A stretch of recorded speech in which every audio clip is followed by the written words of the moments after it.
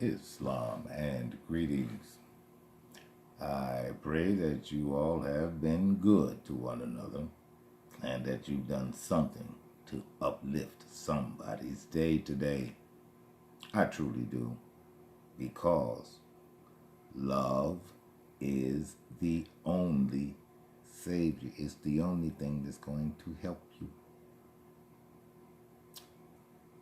This session, I'm going to relay some of my earliest experiences in the miseducation institutions in this land. I began my formal training with my master's when I was 8 years old. And I was in the 4th grade. And there was this ritual that we would go through every morning. Well, when the bell rang, you stand up beside your desk and you put your right hand over your heart and you say the Pledge of Allegiance. I'm early into my training in Moorish science. But, well, not but exactly. There was this thing that's been nagging me ever since I was in kindergarten. Ever since I was in kindergarten, this has been bothering me. This question, I decided to ask one day while reciting the Pledge of Allegiance, and when we got to and to the Republic for Richard Stanz, I just stopped the whole thing. When I asked my teacher, I stood there with my hand up, and she asked if I had to go to the bathroom or go to the nurse. No. I wanted to know who the hell is Richard Stanz. Now, if I'm pledging allegiance to a flag, who is this guy Richard? Who is Richard Stanz? Because you see, one of the things that they didn't do, they did not give us the Pledge of Allegiance on paper so that we could correctly identify the words, because the only thing that I have ever gotten was verbal. And when people do not enunciate, you will mishear words. And when you mishear words without correction, then you are also subject to mispronouncing words, replacing words. Because I didn't know, that we didn't have a king named Richard Stanz, because he had a whole republic.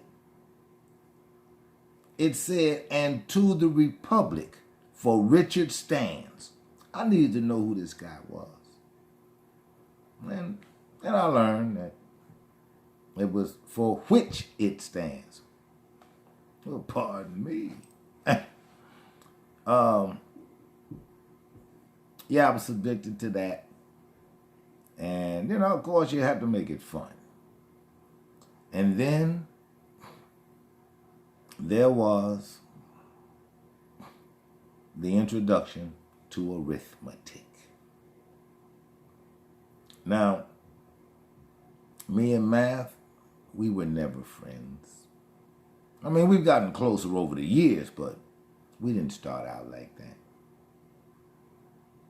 When we started doing arithmetic, I was fine as long as we were doing addition. I could add up all the numbers in the world. That's how good at addition I got. And one day during the math period, because you When you in the lower grade, you sit in one room all day. And she fooled me one day. Took me completely by surprise. She was up at the board. And instead of the little plus sign that I'm used to seeing, because when she went to the board, she satisfied my wants. I wanted addition problems. Well, she fooled me today. Today, she put a 5 on the board, and then she made a closed parenthesis sign, and then she put a hat on it. So you got this 5 inside this thing that almost looked like a box, except it curves on one side. And then she takes a number, and then she puts it on top of the hat. The hell is going on here? What are you doing? What is this? What is this? And then she says, 3 goes into 5 how many times? Wait a minute, what is this? What are you talking about? Goes into 5? What are you talking about? 3 goes into 5. The 3 is up there, he ain't bothering nobody. He ain't doing nothing to the 5. It totally confused me. Totally confused me. And then I got through that, got in high school, and then just as I thought I was doing well with numbers, I sit in this math class because we are way past arithmetic now. We've got math courses. All I can do is take my hat off to the mathematicians of the world. You are truly a special breed of people. If you love numbers, I have got to give you my Islam, because you all are truly a very special kind of people. But your little friends, they fool people. And when you teach people about your little friends, you need to explain it to them like you're explaining it to a 6-year-old. Because I got to tell you, if a train leaves Boston at 8:30, headed to New York, and a train leaves Grand Central Station in New York, headed to Boston, at what time and where are they going to meet? That's not all of it. No. Because now you got to find, or you got to do something like 2 plus 3 equals A plus B. This gets confusing. Now, the way I understand it, there are 10 numbers in the whole world, 0 through 9. There are 10 numbers in the entire world. This is math. At what point did we run out of numbers so that now we've got to start borrowing from the alphabet? What is going on here? This is no longer math. I don't know what this is. I don't know what this is. And while I was super ignorant of numbers, the miseducation institution, as I continued my studies took me towards education, including the man the United States brought over to begin its indoctrination institutions, also known as the public school system. And he is the man who created kindergarten. Yes, he was German, and that's German for a child's garden, kindergarten. And so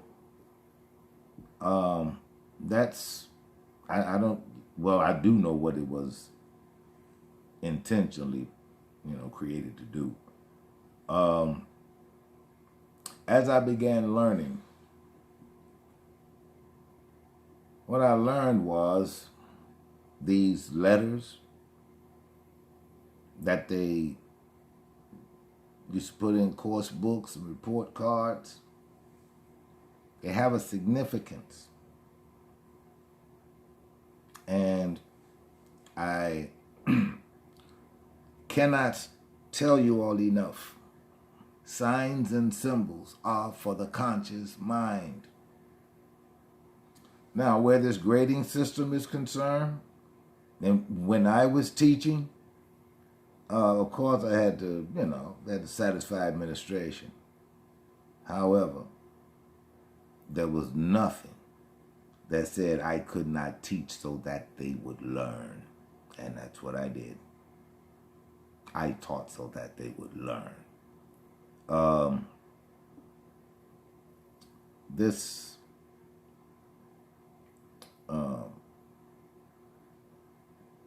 part of it is, I don't know. Anyway, the miseducation institutions, they created a grading system. A means acceptable, and this student is acceptable to service the corporation or the corporate machine. The grade of B. B means just what the first letter is in better. That is what the B signifies. This student is better than a C student. So this student has almost an equal chance to service the corporate machine, to the corporation. C, the grade of C signifies to the instructor and administrators to use caution with this student, because the student could go either way, and depending on how much time you want to invest in this student, that pretty much determines which way he will fall. Because, they're students, they still need guidance. And if he's a troublesome student, but he's still pulling down C's, then you leave him to his own devices. But if he's a student that actually wants to learn and you see this, well, that is a student that you will give your time to. And it's just that way. But the miseducation institution, of course, the C means caution. D means just what the first word in deficient means. This student is too deficient to service the corporation. And F, of course, this student would be a failure at servicing the corporation. That is what that means. That is what that means. That's the grading system. And your children, your students, are expected to meet the standards, the minimum standards for servicing the corporation. That is why it is pushed that your student go to college. Well, at one time, that was a big deal. Today, it's just a big bill, isn't it? Just a big bill. And no guarantee of a career position once you graduate. There's no guarantees. There's no guarantees. And this is the 21st century. And what this says is you don't need a college degree to get by, to do you, and become wealthy at the same time. Because for those of you who are not aware, throughout the economic history of this place, All millionaires were made at the turn of the century. That's one secret to gaining wealth. All millionaires historically were made at the turn of the century. You're in one now. What are you going to do? Of course, you pretty much run out of time, but then you got more pressing matters to contend with. But your education must still go on. So this is what I wanted to give to you all today. And don't forget to like, share, subscribe, etc. And you all be good to one another. You take care of each other. And you protect one another. I bid you peace.